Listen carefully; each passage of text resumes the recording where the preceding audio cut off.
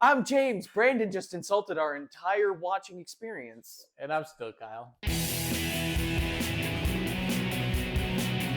So today, as live action remakes are coming and going in this world, as we got a couple good ones, right? We got One Piece, is all right. I haven't seen the new Avatar. I don't know if you've seen it yet. Supposedly it's okay. Yeah, I but don't I've know. heard some good things about it. But now we've got rumblings of them greenlighting a story that I don't want to see in live action at all, in any way, shape, or form. And that would be a Naruto live action. I don't care for live action adaptations 90% of the time, anyways, because in my opinion, it's a lazy reproduction of something for money and to hold on to the IP. Yes, I will go anti-corporate and anti-capitalist in this conversation. You cannot stop me. Anyways, I'm frustrated because it keeps happening. It's basically the Disney phenomenon of we can make money off of this. And so they do make money off of this. Mm-hmm. Kyle, take it away before I go too anti-corporate. So here's the thing about Naruto is it's a lot.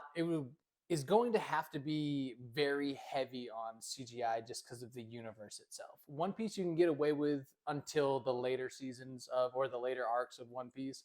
So you can lay the foundation, get your budget right, but like Naruto kind of starts off with a bang, especially with that giant chimera battle starting off the entire thing, right? Yes. And with that being the case, I just don't think that this is a story that belongs in live action, in my humble opinion, just because I just don't see a universe where it actually looks good, it works, and anything of the sort.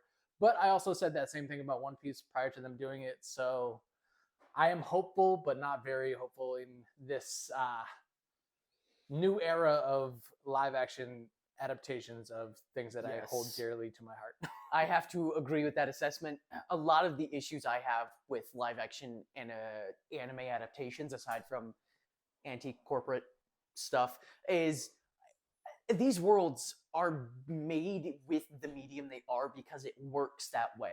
If you watch Full Metal Alchemist or Neon Genesis Evangelion or half the Gundam movies, the only reason they work the way they do is because you can draw these landscapes and these scenes and bend the rules of logic and physics. Like Studio Ghibli's entire repertoire is animation that breaks the classical laws of physics instead to portray something a lot more meaningful and impactful. Animation is so special, especially anime, because it's so incredibly artistic and experimental with what it does. It's honestly, if another example would be a Bleach adaptation. I'll be honest, it would look like garbage because the very first altercation in the series would have to use so much CGI to even get done in live action. Right. And the other things that we've mentioned before is that live action hasn't quite got to putting in is the impact frames, right? Oh, yes. And the ability to even like sell a moment on that same aspect is CGI doesn't work the same way as these impactful moments do in animation because you're able to break the rules of, the universe and rewrite it however you want. And that's still very difficult to do having a grounded live action because your eyes want to be like, this can happen in my world. And when your eyes don't get that like sense of, what is it? Uncanny Valley? Yeah, it's like that little level where you're like, I can't quite believe it.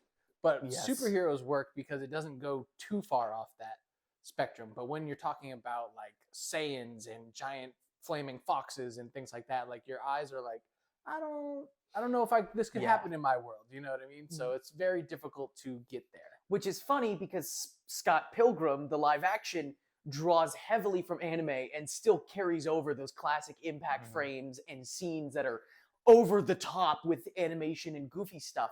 And it seems to be that a lot of these studios want to make these adaptations mature and gritty. And it's like, no, take the Scott Pilgrim playbook. Make it goofy. Have the impact frames in there. If a character is going to punch a character, give it that oomph that only anime and animation can. What's so special about, honestly, one of my favorite scenes in Gurren Lagann is the impact frames that are a part of a scene when Kamina comes up and punches Simone back into his mech to encourage him to keep fighting. The only reason that scene is as impactful as it is because of the impact frames that are put on that moment.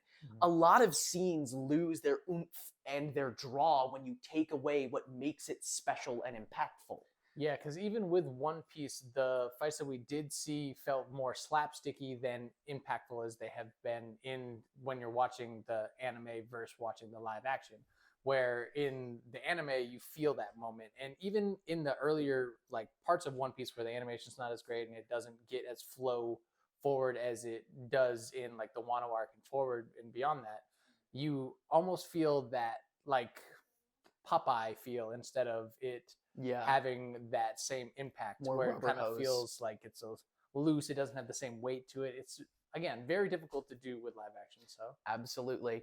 I mean, maybe they'll figure it out. I don't know. I'm not working on this production series. I have no hand in it.